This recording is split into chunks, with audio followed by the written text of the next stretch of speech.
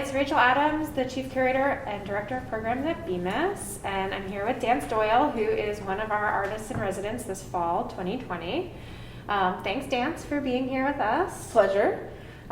We are excited to kind of share virtually with you what some of our residents have been doing since they got here in mid-September.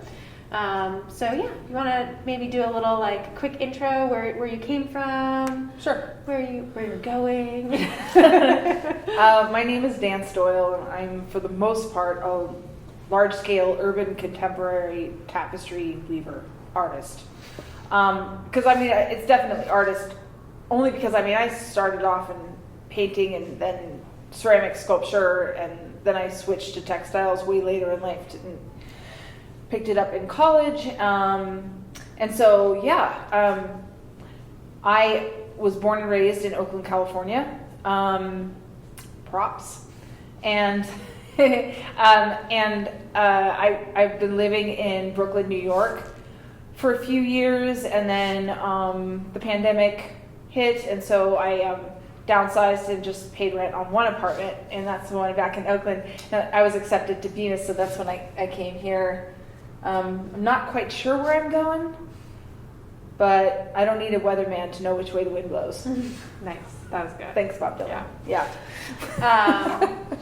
So while you've been here, you've also been doing a residency with the Museum of Art and Design in New York, and working on this amazing tapestry behind us. So maybe we can talk a little bit about what you did while you're here, which is this, so that people can see, and we'll have some detail shots to show you because it's hard to see, I think, from this angle. And then, a little bit about the dual residency too. That'd be kind of interesting. So, so does this have a title yet? Tune in. Tune in? Tune in, yeah. Okay. Can you talk a little bit about it? This is something that you started and finished while here at Bemis, right? Yes, I started this literally the day after I got here. There was a loom that Bemis had bought because I was expressing that I needed one. It was really great of Bemis to do that, seriously. And then now it's here for any other resident that comes after me. So just throwing that out there to all you possible residents. So I started this, and so most of the time when I say urban contemporary tapestry, because my whole world and all of my landscapes have been in the city. I've been I've gone on hiking trails and stuff like that, but it's always square one is always in the city, looking at lines and the way things are shadowed, and so that's usually where I draw my aesthetic from, because I don't really hang out with cows in a field. So anyway, so that's why I have buildings.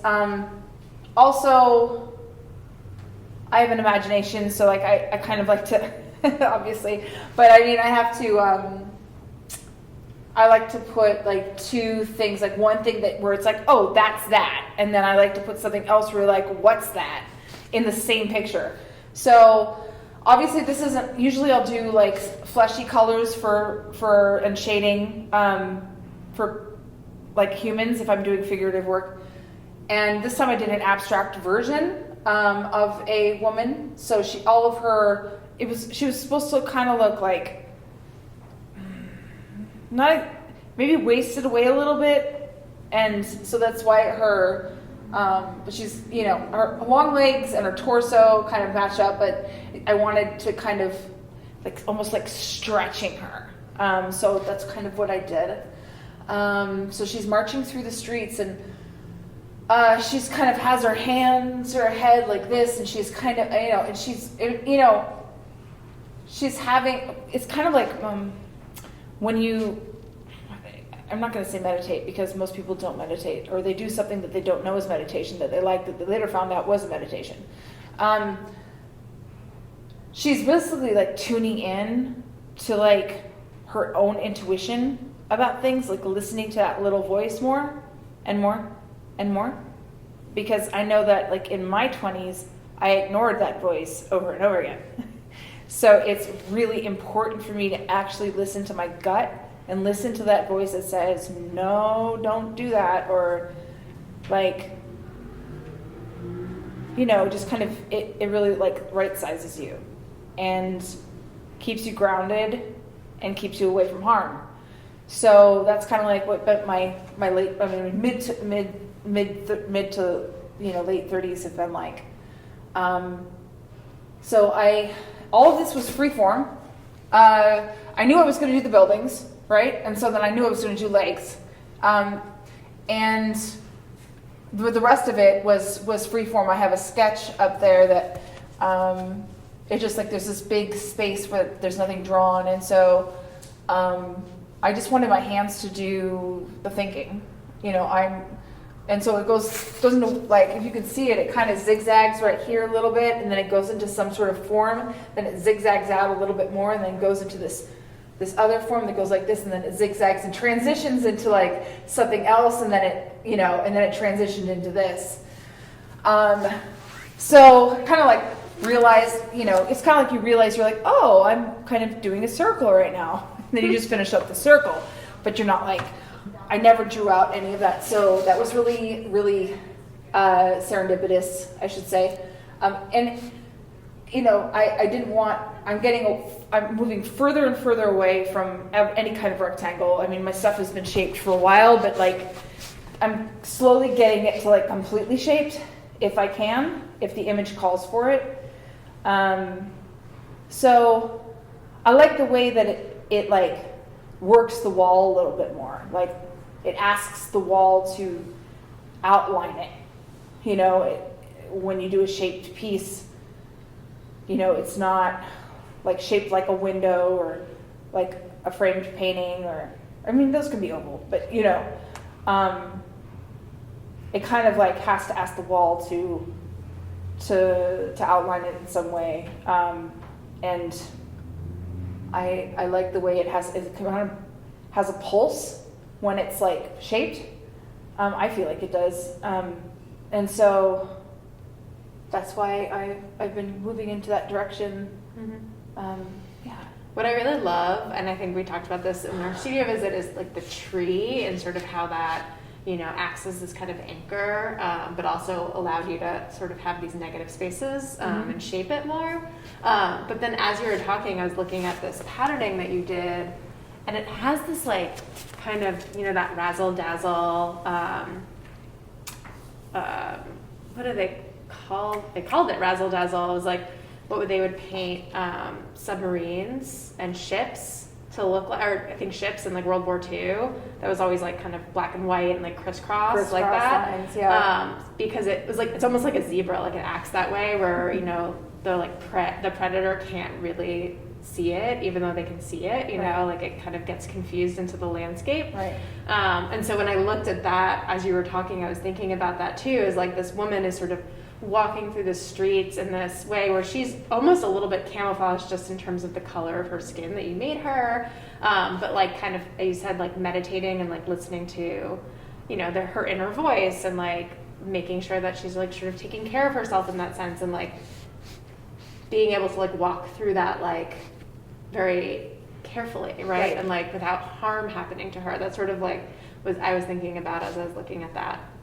And the other thing that I really love, which probably people can't see from far away, but will close up, is like the yarn, the yarn that you're using has like glitter and like, texture to it, and some of it's mohair. Some of it is sequencing, and like, I love that gives it this like night sky and this like, nighttime feel where like there's like the glowing of like the lights and the city. And the electricity. The electricity, it like really makes it pulse in a way that I love. So I don't think I said that to you last time when we were up here, but. Oh yeah, thank you. Yeah, I mean, I also liked the zigzaggy lines and pattern, because she's tuning into some sort of like fine radio station that you really have to work the knob for, and I really wanted to kind of put that in there. And then the other parts where it kind of gets like zebra printed out, that's because it's like, this is a primal thing. We're born with this intuition, and it's not like you go to the store and buy it. This is some primal, like, evolutionary like voice that, you know, we have. That's supposed to be there to keep us out of harm, but we ignore it half the time.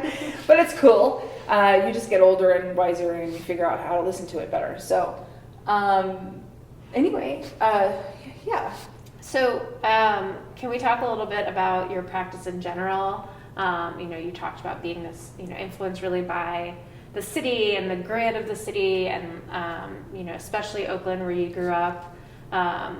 Can you maybe, in some of the other work where, you know, we'll be cutting in and out, so people will be able to see that, like, yeah, just sort of like how that has, you know, impacted your practice, like specifically in making tapestries, like thinking about that, like the grid, but then now wanting to like go kind of off the grid, right? Like in terms of the shape and stuff like that.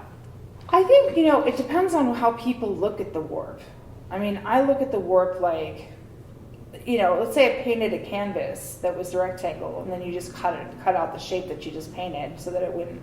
I mean, I look at it as like possibilities, like using the grid to make something that is not going to be perceived as a grid anymore. But when you actually unpeel the weaving structure, it's completely a grid. So those can two exist. They can exist at the same time.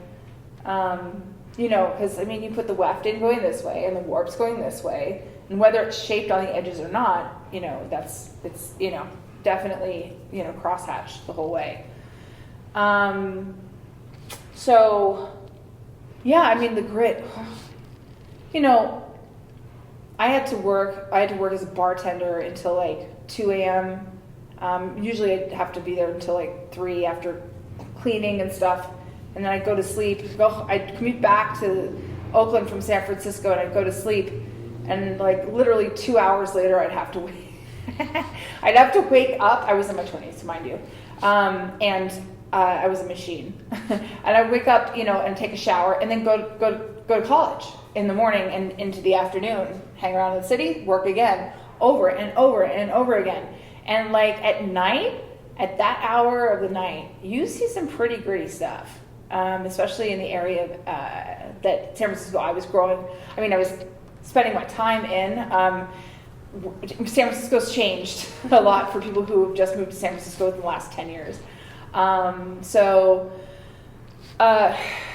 You know, a lot of those night scenes are kind of drawn on that, but every little object that I put, like the train in 3 a.m. at the very bottom, and the lips are actually like almost like a magnification of the woman who's above in the top of the tapestry, and little bits and parts like in 6 Feet High over there, when there's gravestones and stuff, and that's supposed to be Mountain View Cemetery in Oakland, where I've spent a lot of time. Even the time that I wove in this instance, where I was drinking a 40 Country Club and flipping off the cops while they told me to go home. That didn't end well. And so, yeah, you know, I love seeing like nature go wild when people aren't managing an urban community, like an urban space.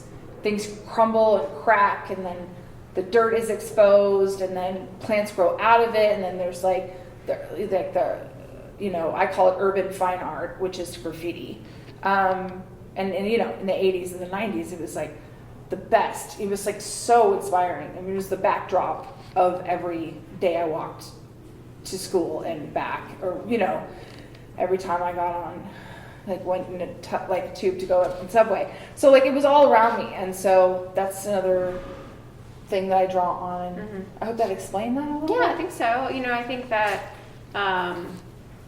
it's always really interesting to see what sort of sticks with people, like as they, you know, grow into their art practice, and like what they kind of maybe go back to. And right. You know, for you, I think like Oakland and like that time in like the 80s and 90s like really is sort of like you kind of start from there a lot, like regardless of like what has happened and like what you're, you know, because I feel like this piece itself is like very timely in the fact that like we're in this like very weird year in this like very weird space, and like, you know, you started working on this right when you got here, and we During the quarantine. Everyone was quarantining, and so no distractions.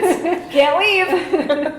So but we've all been like weirdly quarantining regardless because of COVID, and sort of being alone and like trying to like be with yourself in that sense, I think is really interesting. But yeah, still having this kind of like tie to that city and like the grittiness of it. And yeah, I also lived in New York. And I lived in New York. A lot of inspiration came from New York as well. I mean, New York takes care of its parks. You got to go to Oakland and look at the parks and like look at the state of the bathrooms and like.